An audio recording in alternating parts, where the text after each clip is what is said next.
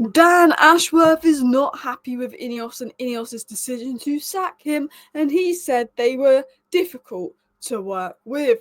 What happened behind the scenes? Because we've got the Athletic and credible sources giving a deep dive. Earlier yesterday, we got loads of nonsense that Ashworth wanted Southgate. He did not want Southgate, that has been confirmed, but he did suggest managers that were not Amrin that Sir Jim Ratcliffe wasn't the biggest fan of. So what's gone down behind the scenes? What's Ashworth's perspective inside of it? What's Gary Neville had to say on this situation? What were the disagreements going on inside Old Trafford?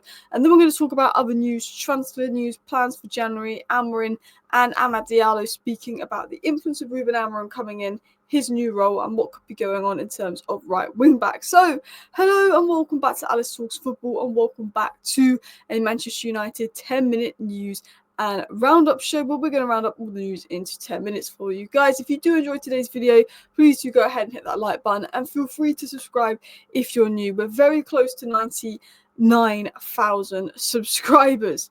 But this is what's been said in regards to Dan Ashworth and his feelings on INEOS. Dan Ashworth had let people know it was difficult working with Sir Jim Ratcliffe's newly assembled football leadership side. Apparently, Dan Ashworth has been going around saying to people that it was difficult to work with Ratcliffe. They had a lot of differences. Ratcliffe was quite a reactionary fan. He did not like where the club is at. And Ashworth was more patient. Should we give it time? Should we do this? Should we do that? Should we see if Ten Hag can turn it around? Whereas Ratcliffe was like, no, sack him now. Dan Ashworth said he felt sidelined from big decisions at Manchester United almost from day one, with Braga and Brailsford calling the shots. So as soon as he came into United, even though he was director of football, he felt that he had a lack of power, and he felt that they were difficult to work with, those above him, and there was a lot of disagreements. Now, one of the tensions was that Ashworth said no to the Xerxes and De Ligt signing, and he was not involved in the process of seeing Amorim, which is something your director of football should have a big say in. If your director of football says no to Xerxes and De Ligt, for him to be ignored, you can understand why he's frustrated. Now, Yoro, Ugarte and Mazraoui for me are our three best signings, which are the three signings Dan Ashworth suggested. De Ligt, I think, is an alright centre-back. I think better value for money than Branthwaite, and Xerxes I think could be an alright player, but obviously Ashworth did not have a say in that. But the worrying thing I think is Ashworth was not involved in the process of selecting Amorim. Ashworth suggested people like Thomas Frank, and I can understand Sir Jim Ratcliffe being annoyed that that Ashworth wasn't really looking at the likes of Amorim or managers abroad. He focused very much on the Premier League, I guess, which is what he knows, because he's not watched as much football abroad. But he wanted to bring in data analysts to look at Amorim rather than him do it himself, which Ratcliffe didn't like. But I can understand Ashworth wanting to make sure he's aware of Amorim, what he does, because he probably doesn't watch a lot of Portuguese football. The Muppeteers said ultimately Ashworth has left because he did not share the same views as the other key decision makers. Disagreements over Ten Hag recruitment and more were just about fit. We know that he didn't approve the Xerxes and De Ligt signings. We know that he was one of the people more willing to give Erik Ten Hag time, and obviously he did not agree with the Amorim deal. So I can understand why Manchester United have sacked Ashworth if they don't think he's the right fit. But I do think at the end of the day, we don't know the full story. We don't know what really went on. And I do think that Ashworth could be a very good director of football. And I've liked to have seen him given time to see if he could succeed from what he's done in his past. I think he's a clever man. But obviously the manager situation was not the most encouraging. It was said that Dan Ashworth's departure from Manchester United was instigated by those at the top of the club. The sense among staff is it was a joint decision between Sir Jim Ratcliffe, Barada, Brailsford and Glazers. So they say Man United put out a club statement saying it was a mutual agreement, but what we actually do know is that they called Dan Ashworth after the Nottingham Forest loss. They were in a mood that we lost to Nottingham Forest, and they sacked Dan Ashworth. That's essentially what happened after the game. It was instigated by the club. They'll say, oh, it's a mutual agreement, this and that. It wasn't a mutual agreement. Dan Ashworth was not happy with that. You could see the way he walked out, absolutely looking fuming after the match. Samuel Luckhurst spoke about that. It wasn't, a mutual decision. I don't think Dan Ashworth was the happiest at United. He did say they were difficult to work with. But it was instigated by INEOS, and Dan Ashworth wasn't planning on leaving, but INEOS got rid of him. And the relationship wasn't good. Maybe he saw it coming. Maybe he was absolutely shocked. It was said by Mike Keegan that Dan Ashworth claimed that he had nothing to do with keeping Ten Hag at Manchester United, infuriated Ratcliffe and played part of his shock departure from Old Trafford.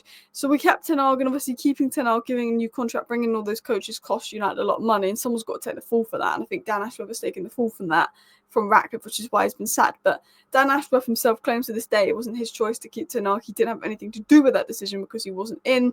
He was on gardening leave. Now, some sources are saying that Dan Ashworth is sacked because he kept Ten Hag are the same sources that said back in July that Dan Ashworth does not have a say in the decision because he's on gardening leave, or said back on June. So I don't know if Dan Ashworth had a say in keeping Ten Hag or not. I'm going to assume he did, and I'm going to assume even if he wasn't gardening leave, he did have a little bit of a say in it. For sure, probably broke that a bit. But, I mean, apparently Ratcliffe's fuming with Ashworth for saying he didn't have a say in Erik Ten Hag staying. It was also said it's believed that Omar Barada and Dan Ashworth had a personality clash during their time at Manchester United. Ashworth was very much in favour of supporting the manager, taking time. We know that Barada and Ratcliffe had a bit less of a bit more impatient approach. They want to see fixes now. Will be interesting to see how that persists. Continuing on, it is said that Dan Ashworth is expected to have plenty of offers from clubs. Some know Arsenal search for a sporting director, and the managing director, Richard Garlick, is a former West Brom colleague of Ashworth's. However, there's nothing concrete. I think Ashworth will find it easy to find a new job. I don't know if it was the right decision to sack Ashworth or not, because there was disagreements going on within the club, and the manager he suggested was not the best. So I can understand why INEOS wanted to sack him. He clearly did not communicate well with the rest of the hierarchy, and all the hierarchy needs to be on the same page.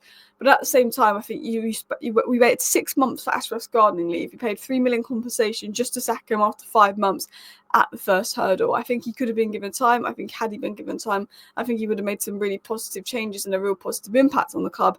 And I think that we've sacked him at the first hurdle, which is something that Ratcliffe continuously does. Obviously, having Ruud van Nistelrooy and René Hakke come in just to get rid of them a few months later, giving Ten Hag a new contract just to get rid of him a few months later isn't a good look. But maybe INEOS need to be a little bit more steady in their planning. Now, Ashworth, this was also said on Ashworth, Ratcliffe had met Amrin the week before as United were in Istanbul facing Fenerbahce, with Brailsford also present. Ratcliffe likes to understand big decisions before signing off, and he's got on well with Amrin, whose charisma has made an early impression on fans and players. Ratcliffe felt Ashworth should have become more assertive in targeting a new head coach and should have looked beyond people he already knew. So we also got information that Ashworth was not involved in the decision to bring in Amrin, which, you need your sporting director involved in that decision. I can see why Ashworth is annoyed that he wasn't involved in the decision to bring in a new manager because he's a sporting director. And I can see why INEOS are annoyed that Ashworth's not involved because, again, he's a sporting director. Why isn't he present in those conversations? But Ratcliffe and Barada obviously were talking to Amrin, planning Amrin, and Ashworth had nothing to do with that. And apparently Ratcliffe felt that Ashworth should be more assertive. And he was, Ratcliffe wanted to know about every decision that the hierarchy were going to make. And he wasn't getting much out of Ashworth in terms of getting a new head coach in, which I think is what led to the sacking. It was said friction also arose when Dan Ashworth suggested using a data company to evaluate candidates to replace Ten Hag. Surgeon Ratcliffe reportedly reacted badly, questioning Ashworth's role and Man United's in-house capabilities. We know there's a lot of friction. Ratcliffe had questioned Ashworth once or twice. I think using a data company is nothing bad with that. I think that's quite a steady approach. It's quite clever.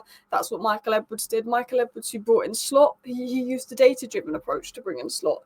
He didn't, go and look at this manager. He looked at Amrin and he looked at Xabi Alonso, and then he chose Slot because the data suggested Slot, which I think would have been smart to do from United. Obviously, I'm very happy you brought in Amrin. Dan Ashworth probably wouldn't have brought in Amrin, and I'm very happy the club did bring in Amrin. I think it's the right decision, but I do think using data is the new way in football. I don't understand how that could have caused friction. Gary Neville speaks out on the whole situation. He said something like that can't be mutual, and I agree with Gary Neville. I don't think it's mutual. I think Ashworth is sacked. I think that's what it is, and I think Ashworth has to deal with it, but I can't imagine he's happy. Dan Ashworth was headhunted for many months. He was paid millions of pounds, so I'm really shocked that this has happened. It's not a good look at all, and it's going to need explaining. The statement they've put out is really poor, he added. What's really clear here is there is a fracture. Fans are going to be asking questions like what's gone wrong. They're going to speculate. It's going to leave huge voids of information, not just for plans, but the players are going to be thinking, what on earth?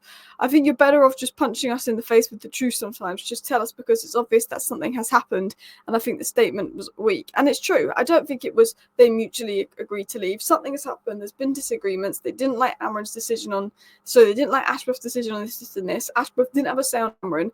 I think they've been icing Ashworth out slowly. If Ashworth didn't have a say on Amrin, I think they've slowly been icing him out because they didn't like that Ten Hag stayed. That cost him a lot of money. Ashworth's going to take the fall for that. I think they slowly iced Ashworth out, and I think they waited till we lost for them to then pull the trigger and sack Ashworth. A little bit like Ten Hag, because Ten Hag only lost one of his last 5 games, but the one that he lost was enough for them to sack Ten Hag, if I'm being honest. And then, of course, Amad Diallo has spoken out about Amrin. One thing I keep doing in this video is I keep wanting to say Ashworth and saying Amrin, and keep wanting to say Amrin and saying Ashworth. But Amad has spoken on Amrin, and he said he just wants to repay the coach's trust. We've been on good terms since he arrived. He always tried to help me, especially because I'm playing a new role.